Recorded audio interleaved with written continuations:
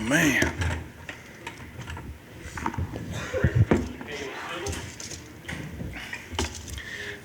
Players are White and Donovan Newby. All right, Coach will give us an opening statement, and then we'll throw it over for questions. Well, let's give a lot of credit to Kentucky, and I appreciate Coach Cal for giving us this opportunity to come up here, and what a great experience it was for our young men and our program in general. It was one of those games where we knew it would be tough, and we knew we would have to withstand some adversity. And I think the previous game that we lost before we came up here, I think it really prepared us for this moment. It was a game that went back and forth. The crowd was into it, but our guys never wavered. They hit us with some haymakers. We responded with our own haymakers, and we finished the game off like veterans. So very proud of our guys.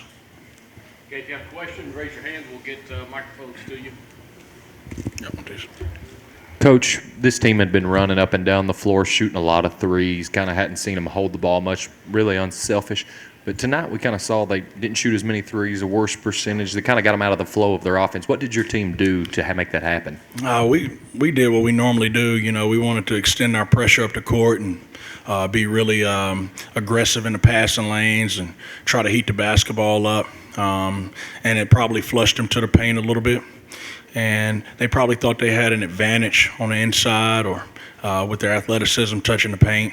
That may have had something to do with it, but I thought our guys were really aggressive. Felt like they were on their heels a little bit, and we stayed aggressive throughout the game, and it paid off for us.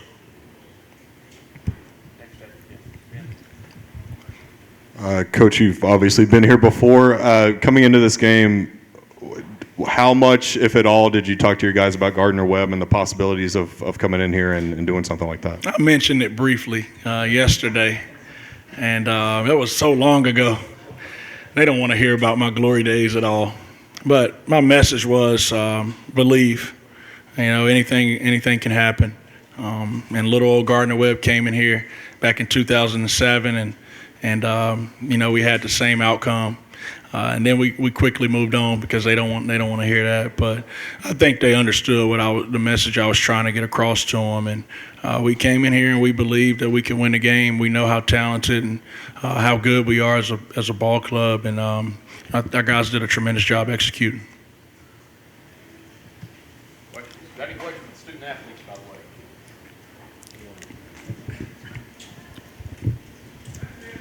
way? Yeah, for either one of you. I was actually here in Rupp Arena in 2007 and saw Coach play. And, Coach, I apologize. I don't really remember how well you did. But I did look it up on Wikipedia, and you scored 8 points. So you had to have done very well. But for any of you guys to have a coach who actually has been through the arena and the fire and played the game, how much more respect does that give to you guys to see him leading you on? We love Coach Siddle, man. He's the type of coach. He's never gonna let you underestimate yourself. He's gonna push you to be the greatest you can be on and off the court. And just having him, he had the keys to success, and we just followed him, and it worked out in our favor.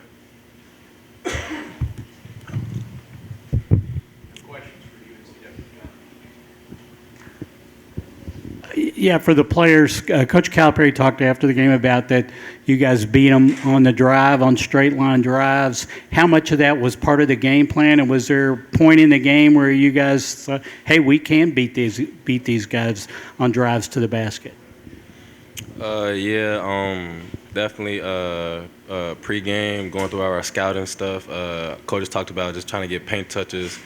And having the defense collapse and we just kept making plays, and that's what the deal was with that one.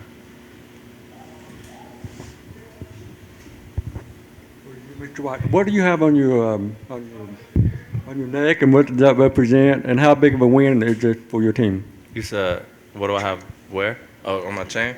Oh, this is the toughness chain. It goes to, the player the team feels like, gave it all they had. Was the toughest guy, not just scoring, but just toughness plays, the little things on the court. And, it means a lot, getting the toughness chain.